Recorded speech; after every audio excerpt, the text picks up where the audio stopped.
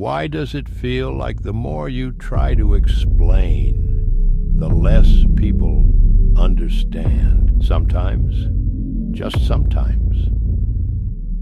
And we hope never to fall into those times. Times when our hearts crack for real. When a life situation is truly worthy of our tears. When being a drama queen is the least you can do to express what you feel. And when no matter how hard you try to explain what you're going through, nobody seems to understand. Not because you failed to describe it properly, but because differences exist. Once for the good, once for the bad. And what comes next? That's what truly matters. Because nothing is more important than what's going to happen next. And sadly, dear, your mind is about to hit the wall hard. That strange feeling spreads through your veins, pumping through your body and soul. You're now feeling disconnected. That once happened to me. Maybe it's still happening. But I managed to overcome it, at least enough to write these words. Once for the good, once for the bad, remember? The differences? Exactly. We are different.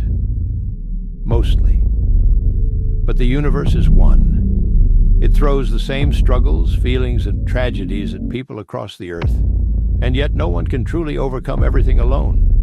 That's why communication is important. That's what brought you here in the first place. You expressed yourself, but nobody understood.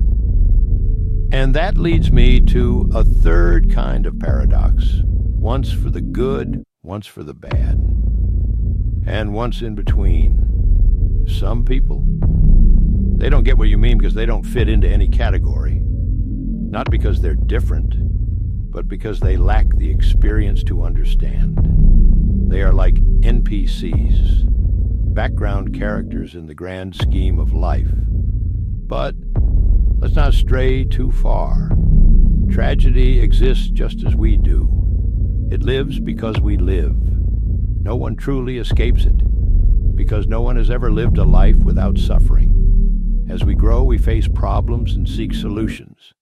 Sometimes they work, sometimes they don't. Sometimes we rely on people who may or may not help us carry the weight. But when nothing works, when every solution fails, that's the biggest red flag for our mental state. And so, the mind panics. It spreads to the body. You feel fear of what? Of whatever happens next. You dissociate.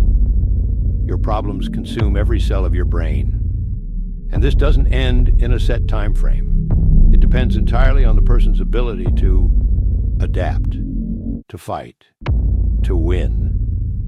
But not every victory is a true victory. Some people win their wars but lose pieces of themselves in every battle. Some people return whole, untouched by the fight.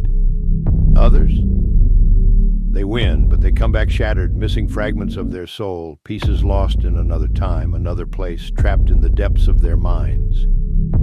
And to those people I say this: know yourself. Not the image you pretend to be, not the mask you show the world, but the raw, unfiltered you. Because that is how you will piece yourself back together. That is how you will reclaim what was lost.